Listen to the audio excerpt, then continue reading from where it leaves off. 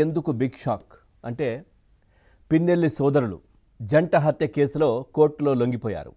అంటే వాళ్ళు లొంగిపోతే వైసీపీకి ఎందుకు షాక్ అని అంటే మరి అంతే కదా, ఆ వైసీపీ పార్టీ నేతలు వీళ్ళిద్దరు.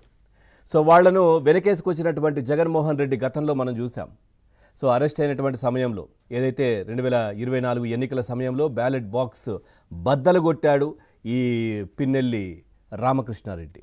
సో ఈ నేపథ్యంలో అప్పుడు కేసు, అరెస్టు, రిమాండు ఇవి జరిగినప్పుడు మన అప్పటి ముఖ్యమంత్రి, ఇప్పటి స్వయం ప్రకటిత ప్రతిపక్ష నేత జగన్మోహన్ రెడ్డి గారు ఆ జైలు దగ్గరకు వచ్చి ఆయనను ములాఖాతులో కలిసి బయటకు వచ్చిన తర్వాత పిన్నెల్లి సోదరులు పిన్నెల్లి వెంకటరామిరెడ్డి ముఖ్యంగా చాలా మంచోడు, సౌమ్యుడు. సో అక్కడ ఏదో ఇబ్బంది కలుగుతూ ఉంది. సో అక్కడ పూర్తిగా ఏదో చేస్తూ ఉన్నారు ఆ పోలింగ్ బూత్లో. ఈ నేపథ్యంలో హడావిడిగా ఆయన లోపలికి వెళ్ళి ఆ పోలింగ్ బూత్లో ఉన్నటువంటి ఆ బ్యాలెట్ బాక్స్ను బద్దలు కొట్టాడు. దాంట్లో తప్పేముంది అని చెప్పి వెనకేసుకొచ్చే ప్రయత్నం చేశారు జగన్మోహన్ రెడ్డి.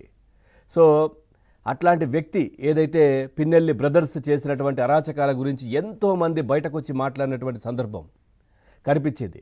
సో ఆ రోజు కూడా ఒక మహిళను, అక్కడ ఉన్నటువంటి పోలింగ్ బూత్లో ఉన్నటువంటి ఒక వ్యక్తిని ఏ విధంగా చేయి చేసుకున్నారో పిన్నెల్లి బ్రదర్స్ మనం చూసాం. చూడొచ్చు వీడియో. ఆ రోజు చేసినటువంటి ఇష్టానుసారంగా వ్యవహరించినటువంటి తీరు, అలా వచ్చి అడ్డుకున్నటువంటి ఒక వ్యక్తిని కొట్టడం, సో బయటకు వచ్చి ఒక మహిళను కొట్టడం, సో మహిళకు పెద్ద గాయం చేసినటువంటి పరిస్థితి. ఇట్లా వాళ్ళు చేసినటువంటి అరాచకాలు నిజంగా ఆ ప్రాంతం, పల్నాడులో ఉన్నటువంటి ప్రాంతంలో ఉన్నటువంటి వాళ్ళ గ్రామంలో ఉన్నటువంటి వ్యక్తులందరూ కూడా ఎంత ఇబ్బందులకు గురయ్యారు వాళ్ళిద్దరి వల్ల. 5 సంవత్సరాలు అనేది చాలామంది ఎవరిని కదిలించినా చెప్పినటువంటి పరిస్థితి. సో ఈ నేపథ్యంలో వాళ్ళు ఇప్పుడు జంట హత్యల కేసులు, దానికి సంబంధించి జంట హత్యల కేసులో నిందితులుగా ఉన్నటువంటి పిన్నెల్లి బ్రదర్స్ మాచర్ల కోర్టులో ప్రస్తుతానికైతే లొంగిపోయారు. ఇక వెల్దుర్తి మండలం గుండ్లపాడు జంట హత్యల కేసులో A6గా ఉన్నటువంటి పిన్నెల్లి రామకృష్ణారెడ్డి, A7గా ఉన్నటువంటి పిన్నెల్లి వెంకటరామిరెడ్డి నిందితులుగా ఉన్నారు.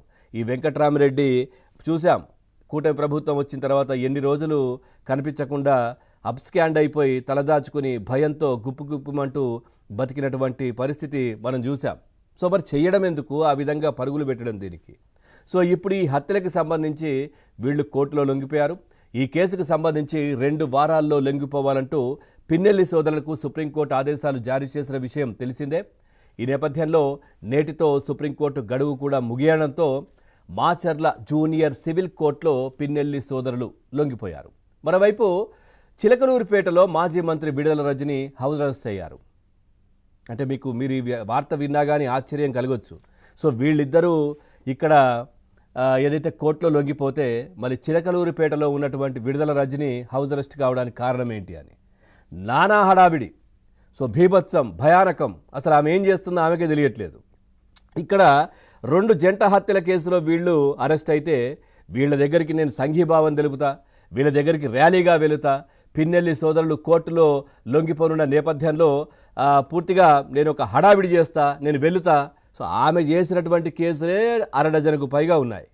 సో ఆమె క్వారీకి సంబంధించి తీసుకున్నటువంటి డబ్బులు కావచ్చు, బెదిరింపులు కావచ్చు, పోలీసులతో ఆమె చేసినటువంటి ఏదైతే బెదిరింపు చర్యలు కావచ్చు, ఆడియో కాళ్ళు, వీడియో కాళ్ళు, తర్వాత ఏ విధంగా ఆ ప్రాంతం చిలకలూరిపేట ప్రాంతంలో బిజినెస్ చేసుకునేటటువంటి వ్యక్తుల దగ్గర ఏ విధంగా డబ్బు కావచ్చు, లేదంటే ఇతరత్ర బంగారమో లేదంటే చీరలో, ఇట్లా ఇవన్నీ కూడా అడిగేది అని కొద్దిమంది చెప్పారు. మనకు కన్ఫామ్ లేదు కానీ చాలామంది డిబేట్లో పార్టిసిపేట్ చేసినప్పుడు చెప్పేవాళ్ళు ఈ విధమైనటువంటి కార్యక్రమాలు కూడా చేసేది. సో ఆ ప్లేస్లో చిలకలూరిపేటలో అని చెప్పేసి కూడా చాలామంది చెప్పారు. ఈ నేపథ్యంలో ఆమె దగ్గరే 6 డజన్కు పైగా కేసులు ఉన్నాయి ఆమెకు సంబంధించి. సో జంట హత్యల కేసులో వీళ్ళు లొంగిపోతే ఈమెల్లి అక్కడ హడావిడి చేయడం దేనికి, అక్కడికి వెళ్తానని చెప్పి చేయడం దేనికి? సో మొన్నటికి మొన్న కూడా చూసాం, ఏదో సందర్భంలో వాళ్ళ డ్రైవర్ని అదుపులోకి తీసుకుంటా ఉంటే నానా హడావిడి, ఆ కారు ముందు పడిపోయి ఎట్లా అరెస్ట్ చేస్తారు, నేను ఒక మాజీ మంత్రిని అయితే తప్పు చేసిన వాళ్ళని వదిలేస్తారా? సో ఇట్లా హడావిడి చేసినటువంటి ఈ బిడదల రజని సో ఇప్పుడు వీళ్ళు కోర్టులో లొంగిపోయిన నేపథ్యంలో హడావిడి చేస్తానని చెప్పి వెళ్ళే ప్రయత్నం, ఈ నేపథ్యంలో ఆమెను హౌస్ అరెస్ట్ చేశారు. ఇక పోలీసులు ముందస్తు చర్యలు తీసుకున్నారు. సో పిన్నెల్లికి సంఘీభాగంగా బిడదల రజని మాచర్ల వెళ్ళడానికి అధికారులు హౌస్ అరెస్ట్ చేసినట్టుగా తెలుస్తూ ఉంది. జిల్లాలో ఎలాంటి అవాంఛనీయ సంఘటనలు జరగకుండా గురజాల సబ్ డివిజన్ పరిధిలో 30 పోలీస్ యాక్ట్ కూడా అమలు చేస్తున్నారు. ఎందుకంటే ప్రజలందరూ కూడా ఆహ్వానిస్తున్నారు. వీళ్ళు చేసినటువంటి అరాచకాలు, అకృత్యాలు, దీనికి సంబంధించి అరెస్టులు, రిమాండ్లు ఇవన్నీ సబబే, ఇంకా ఆలస్యమైంది, ఎప్పుడో లోపలేయాల్సిందని చెప్పేసి ప్రజలు మాట్లాడుతున్నటువంటి పరిస్థితులు. కానీ వీళ్ళ అనుచరులు, కొద్దిమంది రౌడీ మూక, ఈ నీలి రౌడీలు వీళ్ళు ఉంటారు కదా, సో గ్రామంలో ఆ ప్రాంతంలో హడావిడి చేసే ప్రయత్నం, తద్వారా ప్రజలకు ఏమైనా ఇబ్బంది కలుగుతుందేమో, ప్రజల ప్రాణాలకు, ఆస్తికి, వీటికి ఏమైనా ఇబ్బందులు కలుగుతాయేమో అనే నేపథ్యంలో ముందస్తుగా తట్టు యాక్ట్ అమలు చేస్తున్నారు. ఈ రాజకీయ పరిణామాలను దృష్టిలో ఉంచుకొని పోలీసులు జిల్లాలోని పలు ప్రాంతాల్లో కూడా శాంతి భద్రతలు మెరుగుపరచడానికి కఠిన చర్యలు కూడా తీసుకుంటున్నటువంటి పరిస్థితి. ప్రజల భద్రత కోసం కీలక చట్టాలను కూడా అమలు చేస్తున్నారు. ఇది వాళ్ళేదో చేస్తారని భయపడి కాదు, ప్రజలకు ఏం కాకుండా ఉండడం కోసం ప్రజల ఆస్తులు, ప్రభుత్వ ఆస్తులు, పూర్తిగా ప్రజల ప్రాణాలు, ఇవన్నీ కూడా ఎక్కడ ఇబ్బంది కలగకూడదని చెప్పేసి ఈ విధంగా చేశారు.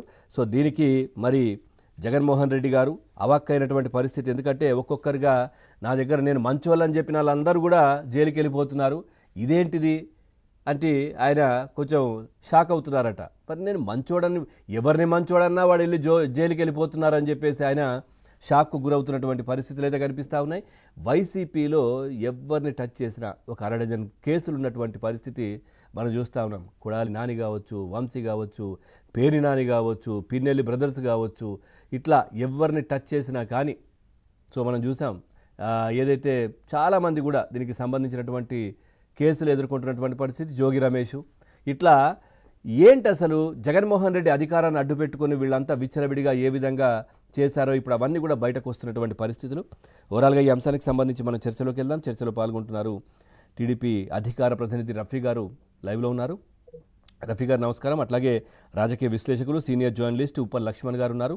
మరి కాసేపట్లో జనసేన పార్టీ నుంచి శుంకర్ కృష్ణవేణి గారు జాయిన్ అవుతారు. ముందుగా లక్ష్మణ్ గారు, సార్ మీకు ఏ జగన్మోహన్ రెడ్డి బ్యాచ్ గురించి కొత్తగా చెప్పాల్సిన అవసరం లేదు. ఆయన చిన్నప్పటి నుంచి మీరు ఆయనను అబ్జర్వ్ చేస్తున్నారు, చూస్తున్నారు. రాజశేఖర్ రెడ్డి గారితో సన్నిహితం, అంటే మీరు ఒక జర్నలిస్ట్గా వారి దగ్గరకి మాట్లాడడం, ఎట్లా ఉండేవారు ఏంటి ఇవన్నీ కూడా చూసినటువంటి వ్యక్తి, కడపకు సంబంధించినటువంటి ఆ ప్రాంతానికి సంబంధించినటువంటి వ్యక్తి. సో ఇప్పుడు ఏంటి సార్